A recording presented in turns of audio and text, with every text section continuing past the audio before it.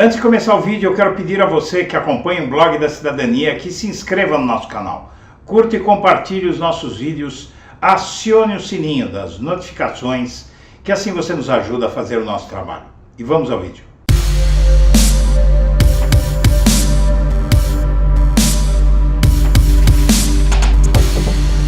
Olá, eu sou Eduardo Guimarães e este é o Blog da Cidadania. E o escândalo da Vaza Jato não para de crescer. E agora, o CNJ, o Conselho Nacional de Justiça, instalará uma correição sobre o Tribunal Regional Federal da Quarta Região, o TRF4, inclusive por conta de mensagens da Vaza Jato que mostram conspiração naquele tribunal contra Tacla Duran, contra o juiz Eduardo Apio, queriam fechar Odebrecht e até envolvimento dos Estados Unidos, nesse caso, apareceu. Há muita coisa no TRF4, mas o que tem sido pouco divulgado é um fato que vai ampliar ainda mais o escopo dessas investigações. E isso não está sendo dito, mas ao focar numa turma específica do TRF4, a oitava turma, o CNJ ele vai esbarrar na mesma turma que fraudou processos contra Lula a mando de Sérgio Moro. Essa oitava turma que vai ser investigada hoje pelo CNJ, ela não é a mesma que fraudou os processos contra Lula, porém essa turma é até pior do que aquela que fraudou esses processos. Por quê? Porque a turma anterior, que era composta de Gebran Neto e os desembargadores Poulsen e Laus, só tinha o Gebran Neto, que era amigo, ou é amigo íntimo de Moro, prefaciou inclusive um livro de Moro, e era muito suspeito, e aquela turma agiu de uma forma no transcorrer da análise dos processos contra Lula, do triplex e do sítio de Atibaia, agiu de uma forma que realmente não só manteve a condenação do Moro contra o Lula sem prova alguma, como ainda por cima ampliou em 5 anos a pena do Lula no caso do triplex, de 9 anos para 12 anos. Na verdade, para mim parece 4 anos, mas ali a matéria de 5 anos. Vamos ver o que é que aconteceu. Na verdade eram 9 anos e passaram para 12, pelo que eu me lembro. Mas as matérias que eu achei na pesquisa que eu fiz falam em 5 anos mais de prisão. Nós vamos ver tudo isso agora. E essa correição que o CNJ vai fazer, muito provavelmente vai retroagir no tempo até 2018 e 2019, sobretudo 2018, que foi a votação naquela oitava turma por esses 3 desembargadores, Gebran, Poulsen e Laus, que depois se descobriu que tinham todos relação com o Moro. Então vamos ver as matérias que contam toda essa história.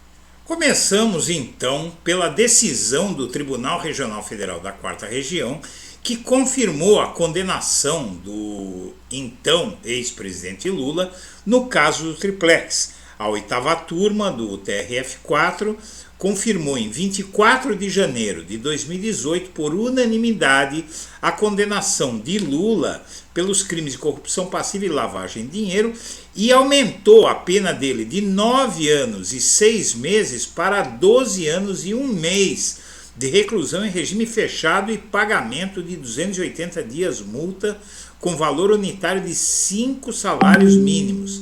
Essa foi a 24ª apelação criminal julgada pelo tribunal contra sentenças proferidas em ações oriundas da Lava Jato. A apelação criminal envolve o favorecimento da construtora OAS em contratos com a Petrobras, dizia a matéria do próprio TRF4, com o pagamento de propina destinado ao Partido dos Trabalhadores e ao ex-presidente Luiz Inácio Lula da Silva. O que ocorre é que essa decisão, veja só, a apelação criminal envolve o favorecimento da construtora OAS em contratos com a Petrobras.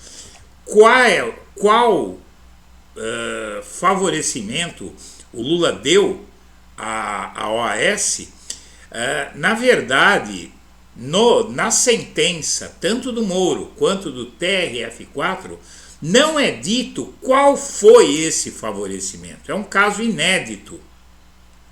E, na verdade, isso mostra basicamente que a condenação era uma fraude, tanto por parte do Moro quanto por parte do TRF4, porque como é que você condena uma pessoa a 12 anos de prisão, como o TRF4, ou 9 anos como o Moro, sem dizer o que foi, que favorecimento é esse que gerou a suposta propina, que nunca passou de suposição, porque não havia nenhuma prova de que o triplex ia ser dado para o Lula. Até o momento em que o Lula foi condenado, não havia, aquele triplex nunca havia passado pela mão dele, ele não tinha chave, ele não dormiu uma noite lá, ele não desfrutou de nada, ele não tinha posse do imóvel, mas dizem que aquele imóvel ia ser dado para o Lula.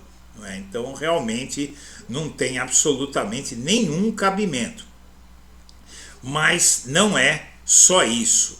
O mesmo TRF4, um ano e pouco depois, na verdade, quase 2 anos depois, então já com o Lula preso, o TRF4 manteve a condenação e aumentou a pena de Lula, no caso do sítio de Atibaia, dessa vez em 5 anos. Não é? Na primeira vez foi de 9 anos para 12, não é? Então dava 3 anos a mais, um pouco menos de 3 anos a mais. Desta vez o TRF4 foi mais longe ainda. A pena foi aumentada para 17 anos.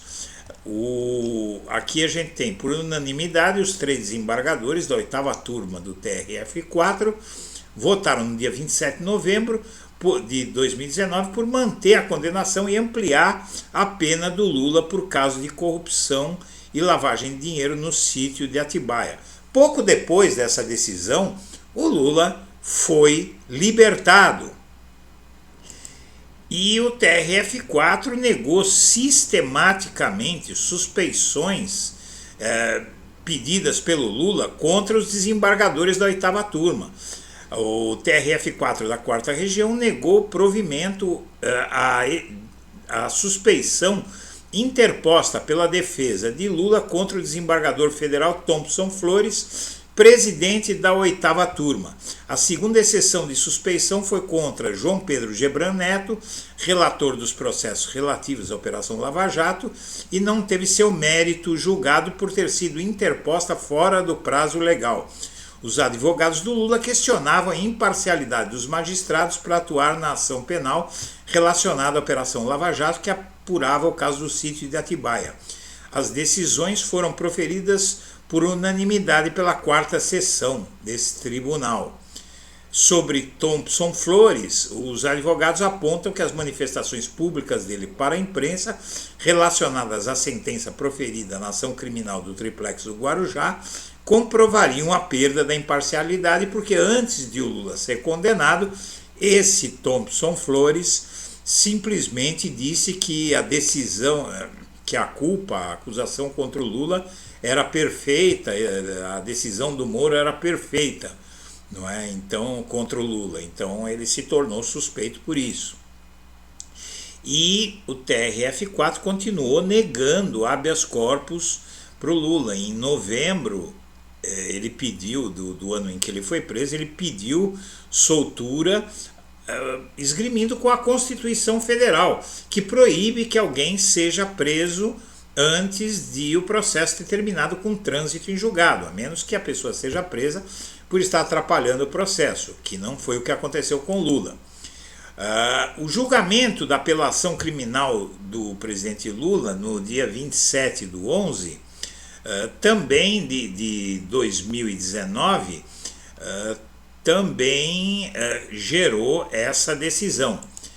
E o Comitê Lula Livre, na época, chamou a 8ª turma do TRF4 de braço bolsonarista no sistema de justiça.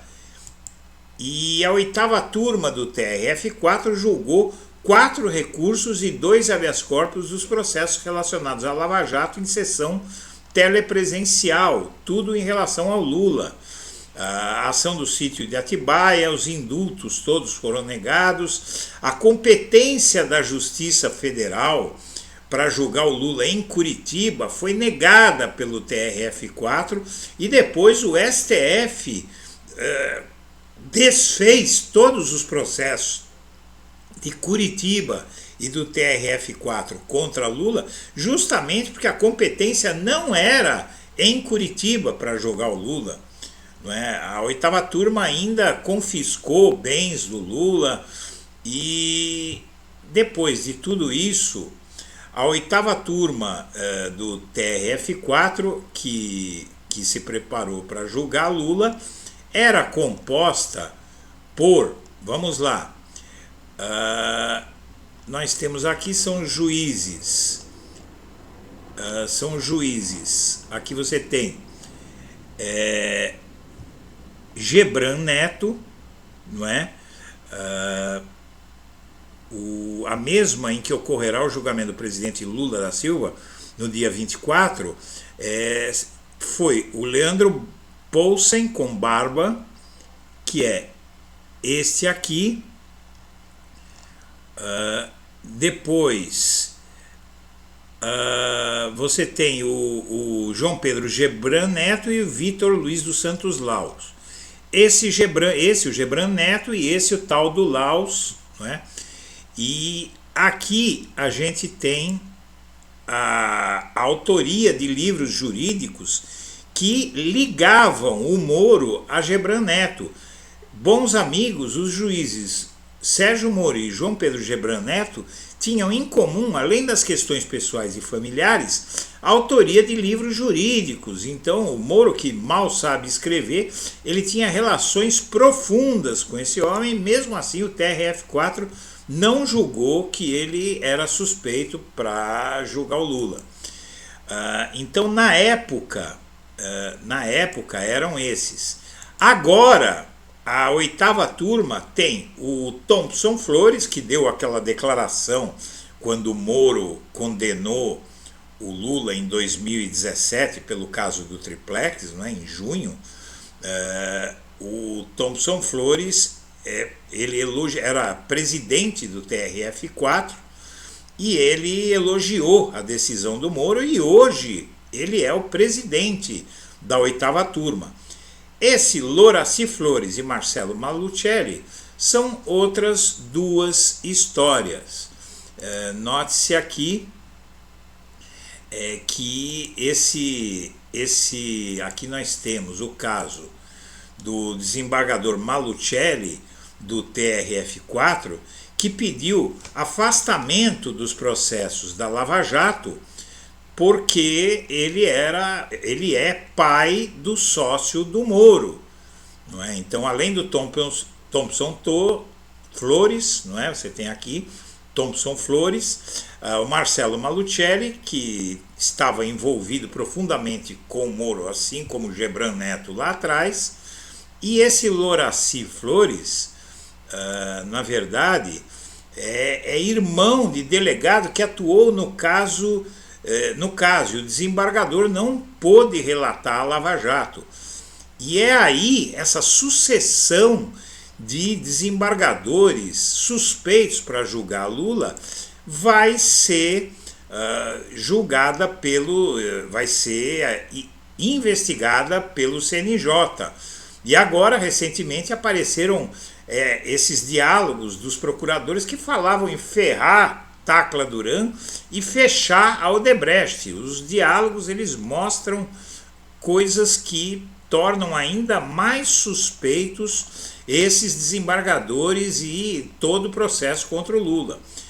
E o CNJ pediu ao Supremo agora acesso a Vaza Jato para inspeção sobre a Lava Jato, que vai começar por Curitiba e vai chegar ao TRF4. Então, minha amiga, meu amigo, o que acontece nessa correição é uma investigação feita pelo Conselho Nacional de Justiça, que é a corregedoria, não é, do tribunal, e essa corregedoria dos tribunais, de todo o sistema judiciário brasileiro, vai agora esbarrar basicamente nesses processos contra o Lula, porque está tudo ligado.